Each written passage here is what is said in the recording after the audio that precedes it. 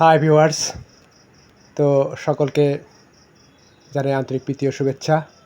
তো ভিউয়ার্স, আজকে একটি বিষয়ে আসলে ফেসবুক অনলাইন সব জায়গায় দেখা যায় পোস্ট করতেছে যে অন্তর্বর্তীকালীন যে উপদেষ্টা রয়েছে, উপদেষ্টাদের সম্পদের হিসাব অনেকেই জানতে চায়, অনেকেই শুনতে চায়।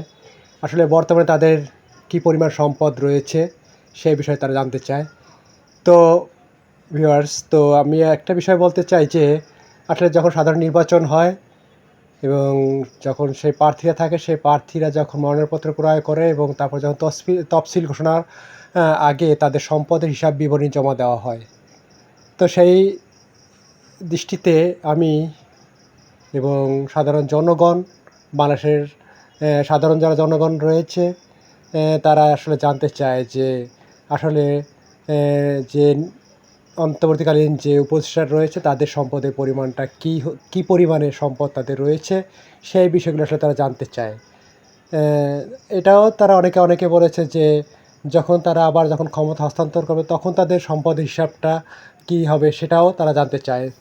তো আমি বিশেষভাবে এই প্রশ্ন আমিও করতে চাই যে আসলে তাদের সম্পদের পরিমাণটা জানলে আমরা খুব খুশি হব। কারণ আমি বিশেষভাবে ধন্যবাদ দিতে চাই যে অন্তর্বর্তীকালীন সরকারের যারা রয়েছে, উপদেষ্টা যারা রয়েছে তাদেরকে বিশেষ ধন্যবাদ দিতে চাই। কারণ দেশের চরম সংকট মুহূর্তে তারা যে দেশের হাল ধরেছে, দেশে শান্তি ধীরে ধীরে দেশে শান্তি ফিরে আসছে এবং আশা করি বেশ কিছুদিনের মধ্যেই দেশের সম্পূর্ণ শান্তি ফিরে আসবে এবং তারা আমাদের দেশটাকে আবার সেই সুন্দর এবং সেই স্বাভাবিক জীবনে আমাদেরকে ফিরে আসতে সাহায্য করবে। এটা আমাদের প্রত্যাশা রয়েছে সেই অন্তর্বর্তীকালীন যে উপদেষ্টা রয়েছে তাদের কাছে।